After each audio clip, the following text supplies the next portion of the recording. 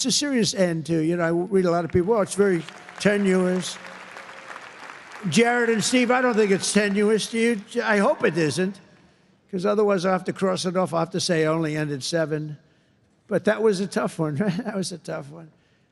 But there's nothing tenuous about it. It's a serious end.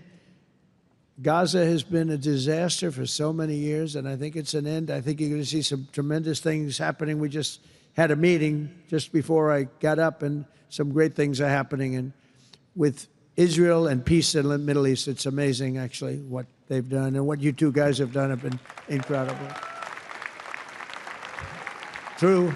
On day 1 of my administration, I signed an executive order to slash federal funding for any school that pushes critical race theory or transgender insanity on our youth.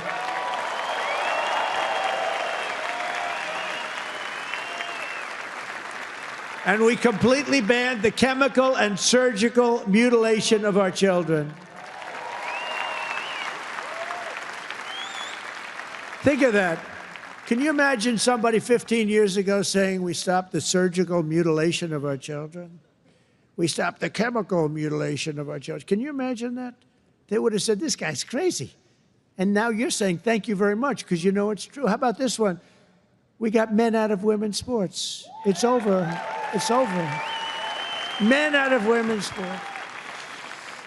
They had a race the other day, long distance, a super, I don't know what the hell, a race, one of these all-day races. They had the top women, the top men. The man won by 5 hours and 18 seconds, okay? What the hell? How about the weightlifting? 218 pounds by a woman. That's a lot to lift over your head, Rima. I don't know if you might be able to do it. 218 pounds or whatever was the record. A man beat the record by 100 pounds. It stood for like 17 years or something. A man beat the record by 100 pounds. He was a failed male weightlifter, but as a female, he did very well. That's a record that won't. This is a thing that stood. They'd put a quarter of an ounce and a quarter of an ounce on each head. 18 years the record stood.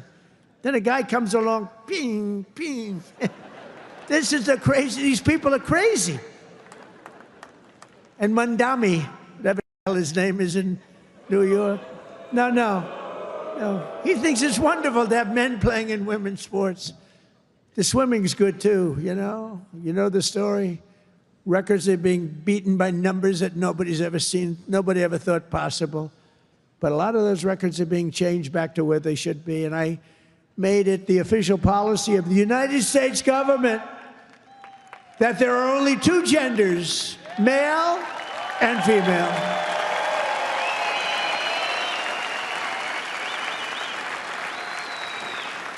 And we're restoring the name of a great president, William McKinley, to Mount McKinley, the beautiful Alaska mountain I renamed. Think of that. They took the name of McKinley. He was a great president.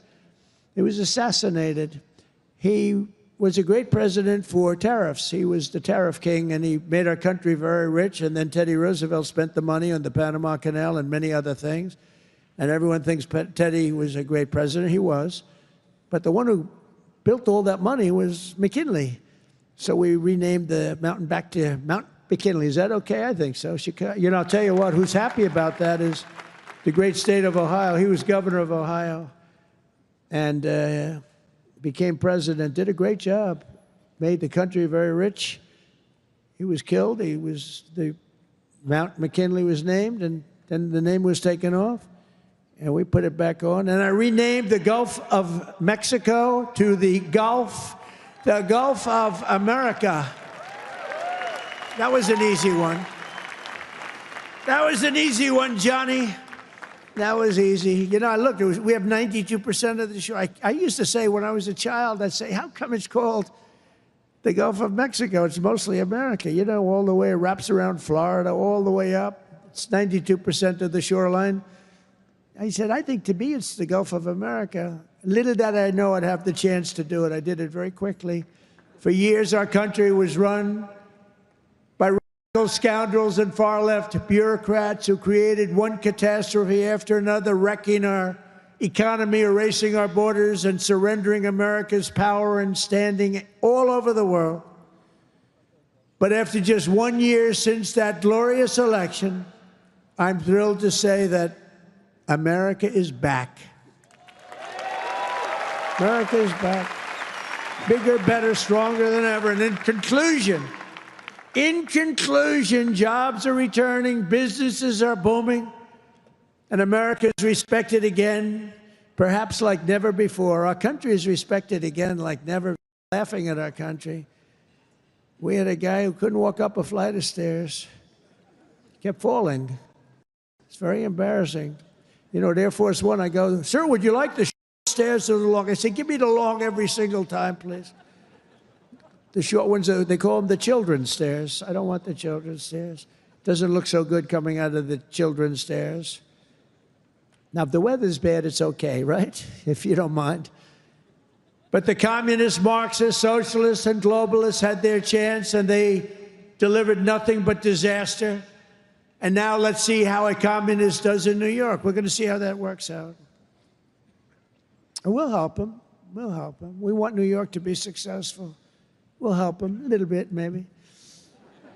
For all of these failed and discredited, really discredited, if you think, ideologies of the past, their day is over, their grip is broken, and their time is absolutely done. The golden age of America has begun, and we are just getting started. It's a golden age like you've never seen before. From the steel mills of Pittsburgh to the oil wells of Houston, from the car plants of Detroit, and those car plants are pouring into our country, to the coal mines of West Virginia, those coal mines are opening up one after another, clean